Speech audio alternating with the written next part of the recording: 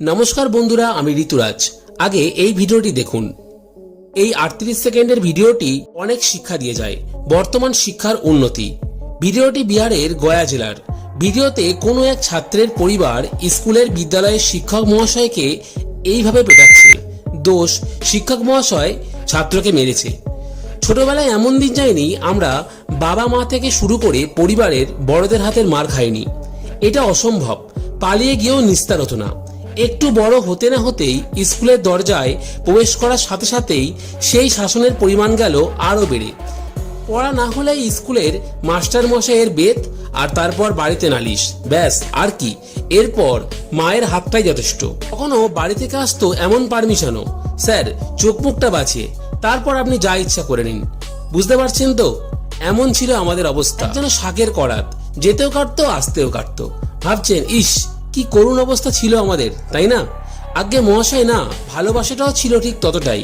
আমাদের সময় আজকের মতো ছিল না mobile phone, friend request, group chat আর মোবাইল ইনবক্সে বন্ধ ছিল না আমাদের সম্পর্ক। তাই হয়তো আমাদের স্যার ম্যাডামদের সাথে তথা পরিবারের সাথেও ভয়ের পাশাপাশি বন্ধনটা ছিল খুবই গভীর। টিফিনের শেষ ঘন্টা পড়ার পর বিদ্যালয়ের মাঠ পড়ে থাকুক, ব্যালকনিতে এসে দাঁড়ানোর সাহসটুকু হতো না। এই বুঝি কোনো স্যার দেখে নিল, ব্যাস তাহলে তো আর রক্ষে নেই। একটা ছোট গল্প বলি। তখন ক্লাস 12-এ পড়ি, সায়েন্স নিয়েছি, পড়াশোনা করছি, সব ঠিক আছে। আর 3 মাস বাকি হায়ার সেকেন্ডারি এক্সামের। গ্রামের এক কাকুর কাছে টিউশন পড়তাম। তো সেদিন ছিল ফিজিক্স এক্সাম। বাইরে প্রচন্ড বৃষ্টি হচ্ছে, মনোরম পরিবেশ। তো যথারীতি সময়ের আগেই পরীক্ষা দেওয়া হয়ে গেছিল। খাতার সামনে রেখে চুপ করে বসেছিলাম। পরীক্ষা শেষে কোনো কাজ নেই। হঠাৎ পিছন দিক দিয়ে সপাটে কঞ্চির বাড়ি, সাথে সাথে ওই 3টি দাগ বসে গেল হাতে। হাতে সেই দাগ 3 মাস ছিল। পরীক্ষা হলে যাওয়ার দিনও সেই দাগ আমি দেখেছি। কোনো দোষ না করেও মার খেতে হয়েছিল। এমন অনেক ঘটনা শুধু আমি নয়, আমাদের সময়ের সবার সাথেই হয়েছে। তাই বলে আমাদের পরিবারের কেউ বা আমরা এর বিরুদ্ধে কখনো একটা প্রতিবাদও করিনি। এমন গায়ে হাত তোলা কল্পনাতীত। উচ্চস্বরে কথা বলার ক্ষমতাটুকু আমাদের পরিবারে ছিল না। ওই একটা প্রবাদ আছে না, শিক্ষা কথা বলে, আজ সেটাই হচ্ছে। এই ভিডিওটা শুধু বিহারের নয়, সমগ্র ভারতবর্ষের চিত্র। শিক্ষা আজ আর শিক্ষাতে নেই। অশিক্ষার আধারে শিক্ষা আজ খুঁজে পাওয়া যায় না। শিক্ষাই সমাজের মেরুদণ্ড।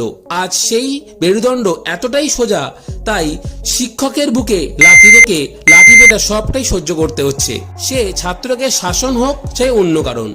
আজ ফেল করা থেকে পাশ করা বড্ড কঠিন। আগে আমরা চেষ্টা করতাম কত নম্বর পাওয়া যায়, আর এখন চেষ্টা করা হয় কত নম্বর দেওয়া যায়। একটা বাচ্চার প্রাথমিক শিক্ষা বাবা মায়ের শিক্ষার মূল্যায়ন যদি এমন হয়, তবে তাদের বাচ্চার পারিবারিক শিক্ষা কতটা ভয়ঙ্কর হতে পারে, তথা পরবর্তী সমাজকে কোন পথে চালনা করতে পারে ভেবে দেখবেন। সোশ্যাল মিডিয়ার যুগে ভালোর থেকে খারাপ খবরটাই সবার আগে ভাইরাল হয়।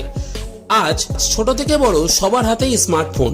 নামি নামি ব্র্যান্ডের স্মার্টফোনে কি শিখতে দিচ্ছি আমরা বাচ্চাদের, একটু ভাববেন। এইসব ভিডিওতে কোথা থেকে আসছে এত লাভ রিয়াক্ট, হাহা রিয়াক্ট? কি শিক্ষা দিয়ে যাচ্ছি পরবর্তী প্রজন্মকে, আর এর জন্য কারা দায়ী?